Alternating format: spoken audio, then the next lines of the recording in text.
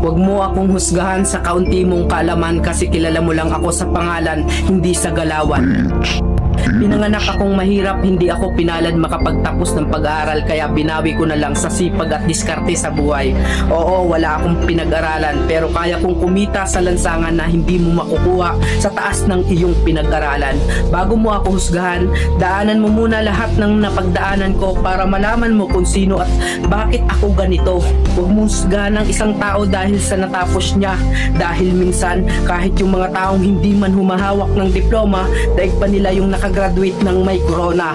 Bawat tao may kanya-kanyang kwento sa buhay, kaya bago mo sila husgahan, alamin mo muna ang kanilang pagkatao at tingnan mo muna ang sarili mo. Baka malala ka pa sa tinitira mo.